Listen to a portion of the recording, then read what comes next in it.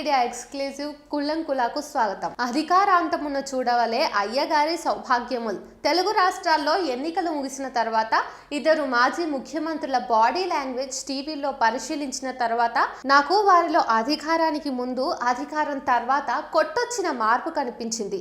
అధికారంలో ఉన్నప్పుడు ఎప్పుడూ నవ్వుతూ ఉండే ఒక మాజీ ముఖ్యమంత్రి ఇప్పుడు నవ్వుకు దూరమైనట్టు కనిపిస్తుంది.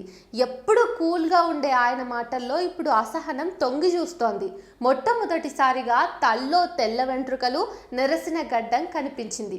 ఫేస్ రీడింగ్ చూస్తే చాలా డల్గా అనిపిస్తుంది. పరాజయం తాలూకు నిస్పృహ ముఖంలో బయటపడిపోతుంది. ముఖంలోనే కాదు, చేతల్లో కూడా కనిపిస్తుంది. అసెంబ్లీకి వెళ్ళాలనిపించకపోవడం, ఎక్కువ సమయం ఇంటికే పరిమితం అవ్వటం, అప్పుడప్పుడు హాల్లోకి వచ్చి ప్రెస్ మీట్లో మాట్లాడి వెళ్ళిపోవడం ఇత్యాది మార్పులు ప్రస్ఫుటంగా కనిపిస్తున్నాయి. ఇప్పటికీ జనంలోకి వెళ్తే ఈయనకు బ్రహ్మాండమైన స్పందన వస్తుంది. అదే ఉత్సాహంతో జనంలోకి వెళ్ళి ప్రజల సమస్యలపై ప్రభుత్వంతో పోరాటం చేస్తే జననేతగా మిగిలిపోతారు. 5 ఏళ్ల తర్వాత అధికారానికి మార్గం సుగమం అవుతుంది. వైస్ వర్సాగా ఇప్పుడు ముఖ్యమంత్రి అయిన ఆయనలో కూడా అధికారం దక్కక ముందు ఇంచుమించు ఇలాంటి నిస్పృహలే కనిపించాయి. ఎప్పుడూ హుందాగా కనిపించే ఆయన ఎన్నికల ముందు ఎండిపోయి పీక్కుపోయిన వాడిలా కనిపించారు. ఎంతటి పరిస్థితుల్లో అయినా కూడా నిబ్బరంగా ఉండేటటువంటి ఆయన ఆఖరికి ప్రెస్ మీట్లో ఏడ్చారంటే ఎంత ఫ్రస్ట్రేట్ అయ్యారో తెలుస్తూనే ఉంది. భార్యని ట్రోల్ చేసినందున ఏడ్చేంత సున్నిత మనస్కుడు కాదాయన. గతంలో కూడా ఇంతకంటే ఎక్కువగా ఆయన కుటుంబాన్ని ట్రోల్ చేశారు. మళ్ళీ ఇప్పుడు అధికారంలోకి వచ్చిన తర్వాత ఆయన ముఖంలో పూర్వపు కళ వచ్చింది. అరుదుగా నవ్వే మనిషి అప్పుడప్పుడు నవ్వుతున్నారు. ఇదంతా పవర్ మహత్యం.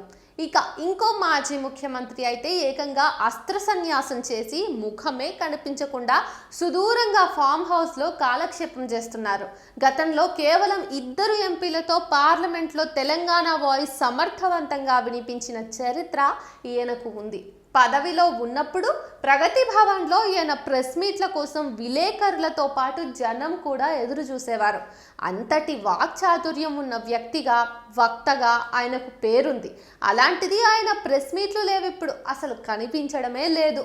కాంగ్రెస్ వాళ్ళలో వాళ్ళు తన్నుకుని అధికారం కోల్పోతే నన్ను లేపండి, అప్పుడు వస్తా జనంలోకి అన్నట్టుగా ఉంది ఆయన పరిస్థితి.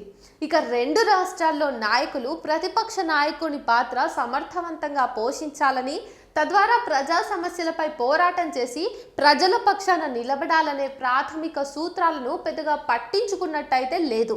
ప్రజాస్వామ్యంలో ప్రతిపక్షం సమర్థవంతమైన పాత్ర పోషించినప్పుడే చక్కటి పాలనను రాబట్టగలమన్న విషయం వాళ్ళకి తెలియంది కాదు. రాజకీయాల్లో శాశ్వత విజయాలు, శాశ్వత పరాజయాలు ఉండవని కూడా వారికి తెలుసు. అయినా అధికారం అప్పగిస్తేనే పనిచేసి చూపిస్తాం అనుకుంటూ ప్రతిపక్ష పాత్రను నామమాత్రంగా నిర్వహించడం ఎంతవరకు సబబు? ఒక్క 5 ఏళ్ళు అధికారం లేకపోయినంత మాత్రాన ఆర్థికంగా వారికి వచ్చిన నష్టం ఏమీ లేదు. కానీ ప్రజాస్వామ్యంలో సమర్థవంతమైన ప్రతిపక్ష పాత్ర పోషించకపోతే అంతిమంగా నష్టపోయేది ప్రజలే. కాబట్టి ఇకనైనా ఇరువురు నేతలు పూర్తి స్థాయిలో ప్రతిపక్ష పాత్రను పోషించడమే కాకుండా అసెంబ్లీలో కూడా తమ గళాన్ని వినిపిస్తారని ఆశిద్దాం.